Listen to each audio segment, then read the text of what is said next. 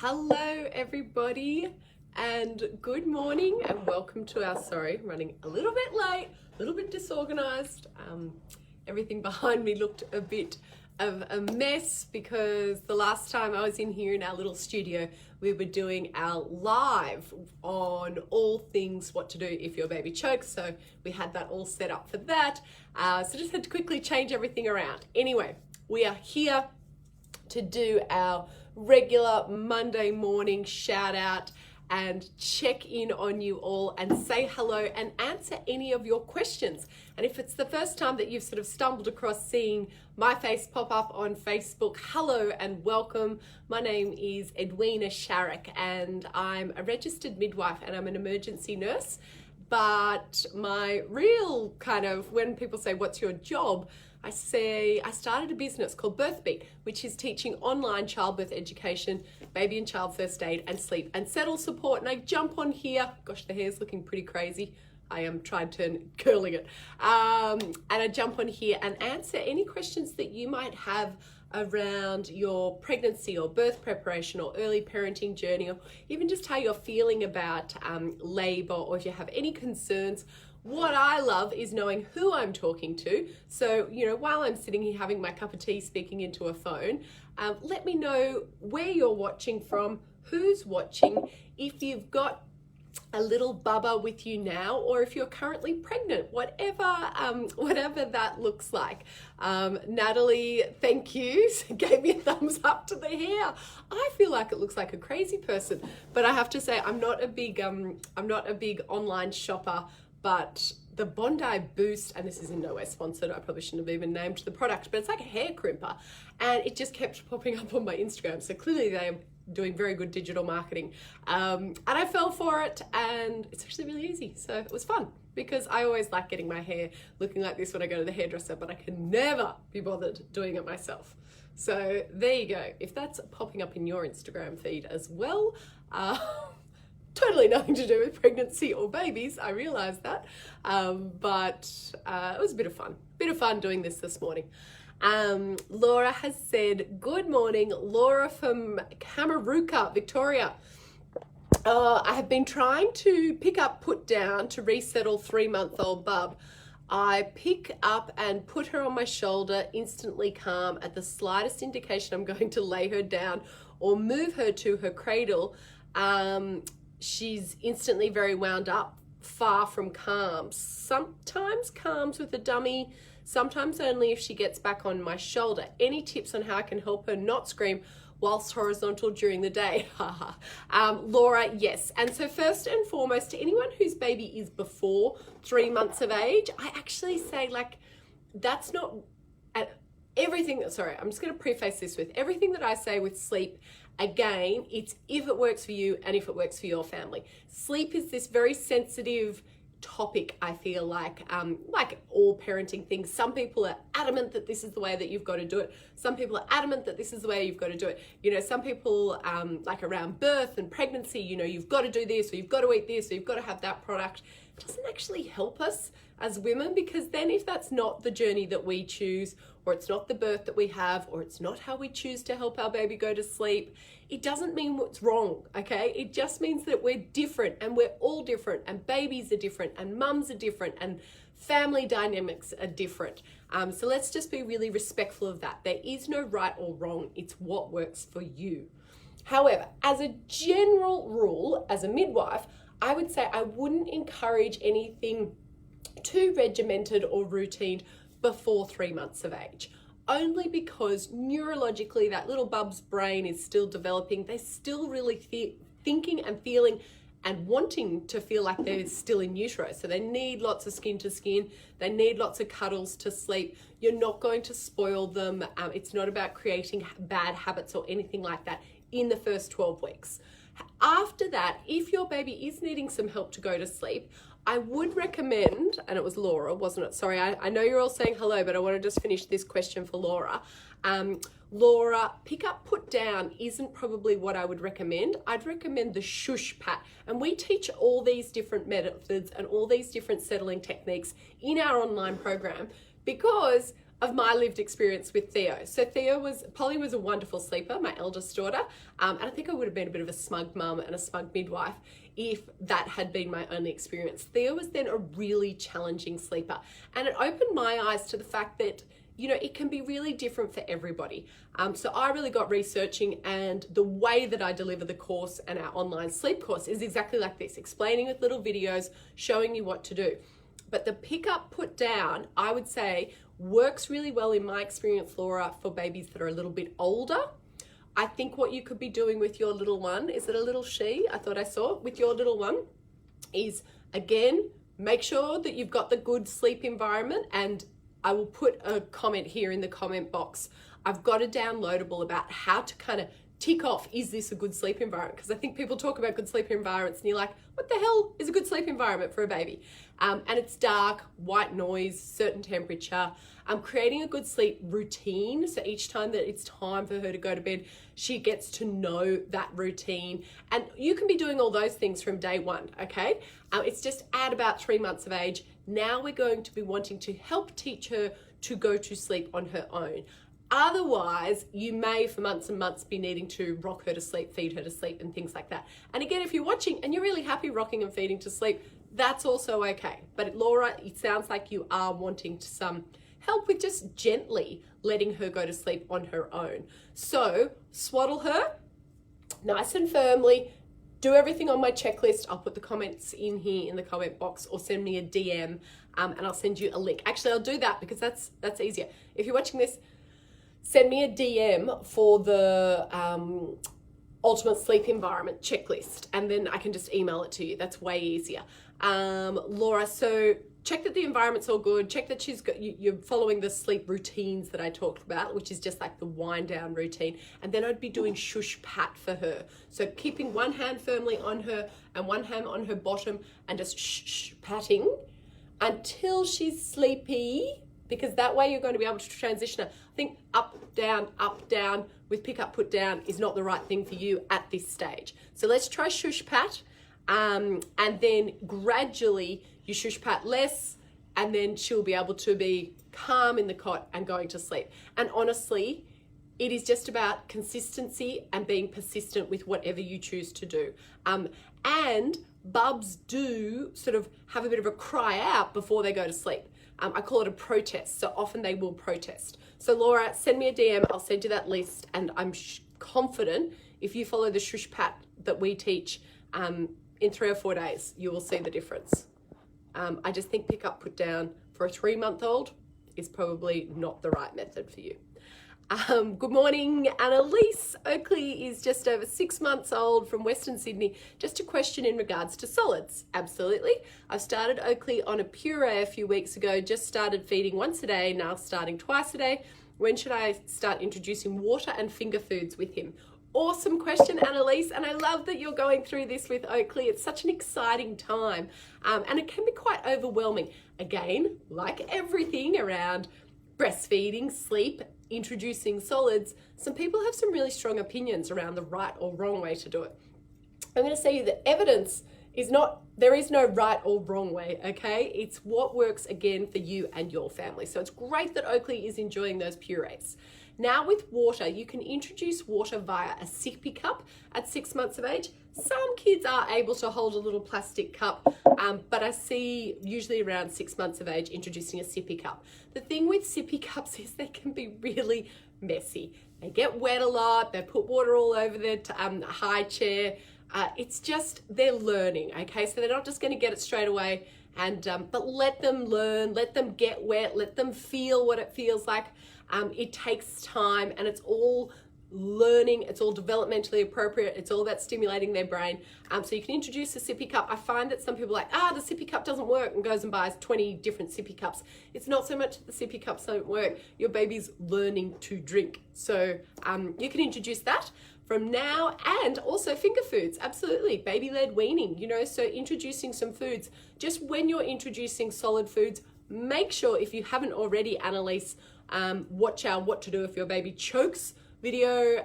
We did a masterclass on that just last week, so I hope you were able to watch that and get those resources from our Baby and Child First Aid course, because the most common time that we see children choking is when introducing solids. So make sure just that the shape and the size of whatever you're introducing is appropriate for a 6-month-old. So that just means we don't want to introduce anything raw, so carrots, fruit, vegetables, things like that that are raw are really high risk of choking, and you want them to be big enough that they can grab them in their hand, and if possible have a bit of texture to them, and then it's less likely that it's something that they're going to choke on. So learn the difference between gagging and choking, super important. If you haven't already, again, downloaded what to do if your baby chokes downloadable, send me a DM for that one as well, and I will send you that guide to print off and put on your fridge. But that's super exciting. So you can introduce the water now and just start introducing finger foods. And it's going to be messy, but it's fun. Like, just have a bit of fun with it. I think we all stress so much at the time of introducing solids, but it is a time just to have a bit of fun. Nick says, hey Edwina, my 13-month-old son has started to get a little cough. I've read that honey may help. It seems to disturb him. Oh, let me check. More at nighttime, therefore breaking his sleep. Thoughts, or is there a cough syrup they can have? Look, I don't think there is any cough syrups that are recommended at that age. What I would say is a bit of eucalyptus oil or putting something into a vaporizer can help. I feel like honey might be a bit of an old wives' tale. I don't know that is something that actually is going to help with the cough. But I know that definitely vaporizers and putting nebulizers on in the room can be really helpful. It's a really hard time of the year, Nick. There's so much illness going around. Polly was sick last week, and we've just really ramped up our hand hygiene, making sure that they drink lots of water, understanding that it is going to be a period of a bit of unsettled sleep. But the honey thing, I don't think any dentist is going to be happy if I'm saying introduce pure honey to a 13-month-old. So I don't know, but I don't think there's any evidence to support that, is what I'm going to say. Get a nebulizer in the room. I definitely think that helps. And lots of cuddles, and it's going to be lots of frequent drinks. Paige has said, Bub has a lot of flaky skin on his head, only just popped up. Bub is 4 weeks old. How do I help it? Paige, it sounds like cradle cap, or what we refer to as cradle cap, and just getting a nice organic oil and rubbing oil into it each night. That will clear up really quickly. Or you can go to your pharmacist and just get your pharmacist to have a look at it, and they might recommend something like a mugu type cream, or something with a little bit of zinc in it. But really, honestly, I just think a bit of apricot oil or something nice and organic from your local health food shop, and just like slathering that in. They've got these little shiny, oily looking heads, but it will clear up really quickly. Do not pick it. That's the biggest thing. I know it's super tempting when you see that little bit of flaky skin to pick it off. Do not, that does not help. Hello Trish, I'm looking forward to chatting to you this afternoon. So we also offer some one-on-one sleep consults. So I love seeing all my mums that I've been helping pop up here as well. Mary, good morning Edwina, love your programs, and I've also referred your Facebook page to so many friends. Oh, thank you Mary. Amazing free and available resources for parents. Thank you. Any tips for a congested baby?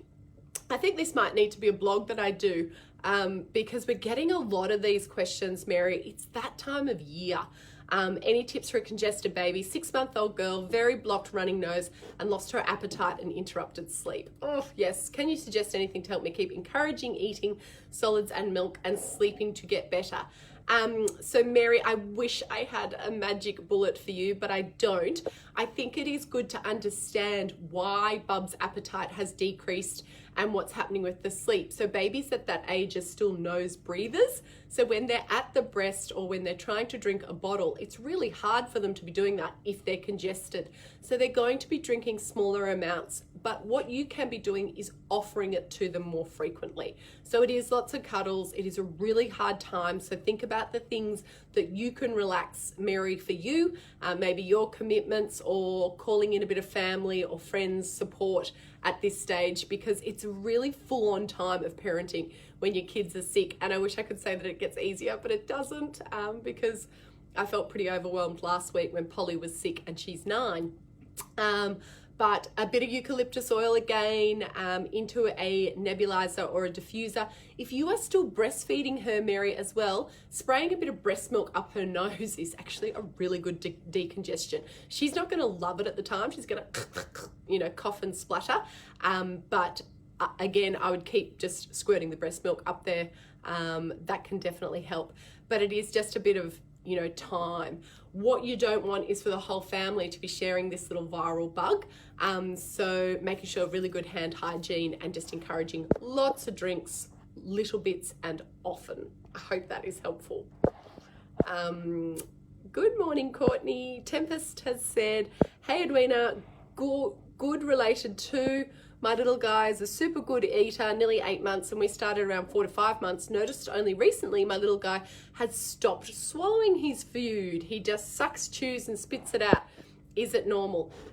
Look, Tempest, it's not abnormal, okay? They all go through definitely different stages. What I would just keep an eye on is how long this goes on for. Could it be that he's teething? Could it be that he has a sore throat? Could he be a little bit off in terms of a little bit of a virus? All those things could be contributing. So just keep a close eye on him. If it was going on for a longer period of time, maybe just chatting to your GP or your family child health nurse. What you don't want is for it to be going on for a significant amount of time that he's not gaining weight or he's not getting the nutrients that you think he should be.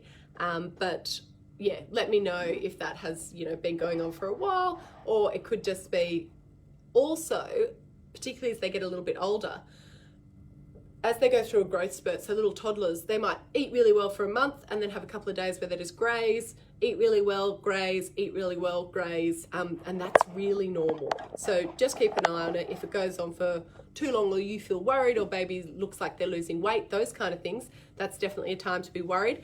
But just know, like you have a bigger appetite at certain times of the week or the month or the year, babies are going to be just the same. Courtney says, good morning, I have a 6-week-old little girl and currently she is farting a lot. Gosh, they fart a lot, don't they? Like a lot, which makes me laugh, but I'm worried it's a lot. These farts also wake her up when she's asleep. Would love some feedback. Courtney, honestly, little babies, particularly newborns, are seriously windy, seriously gassy. They're noisy, they grunt and fart and burp.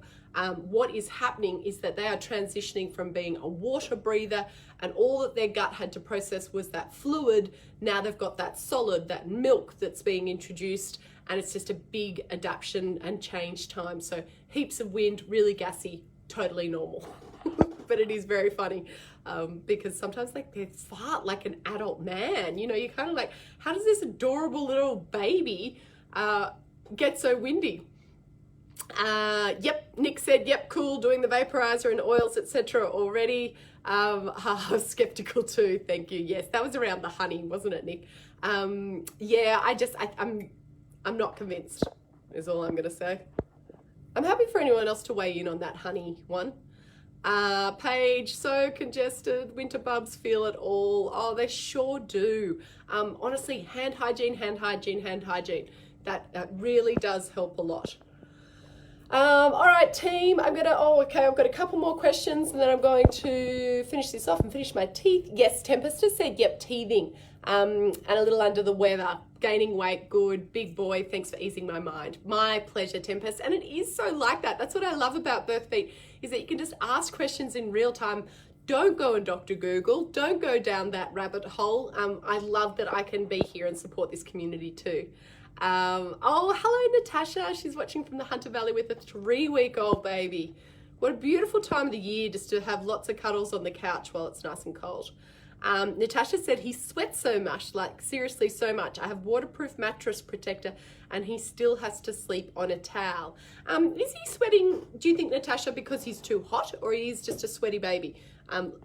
Some babies can just be really sweaty. It'd be interesting just to ask your GP at the, how old is Bub? At the 6-week check about that. Pop it on your notepad of questions to ask. Courtney said, absolutely, thank you for your feedback, appreciate it. My absolute pleasure. All right, awesome session, guys. Oh, wait a minute, we've got one more. Claire has said, hi, Edwina, thoughts on Moses bassinets for new, I'm assuming that's Barb, currently pregnant and have been gifted one, want to ensure it's safe. Thanks. Claire, on all things sleeping, I actually say, and again, that's part of our sleep checklist, is how to, create a safe sleep environment. Just check the history of the mattress. The beautiful thing about Moses baskets is often it's something that you've slept in, or your partner's slept in, or a friend or a family member. Ensure it's a new mattress and ensure that it's fitted properly. What you don't want is a gap at all between the mattress and the Moses basket. So again, just ensure it. If it is a new one, just check that it meets the safety guidelines. That's all I can say. Yep. Natasha said, I think he's just a sweaty baby. Natalie said 3.5 tog, okay for current Melbourne nights. Room temperature goes down to 16. Do you know what? In our sleep program, Natalie, I've got a whole little matrix of how to measure togs for different temperatures. I'm not actually sure on that one. I'd have to have a look at it, but check that one out. Love to Dream actually have some good resources around that as well on their website. All right, team, I will talk to you all soon. DM me if you want any of those free downloadables. What did we talk about? The Sleep Baby checklist. And what was the other one? I can't remember. I hope you can remember. Send me a DM. Talk soon. Bye.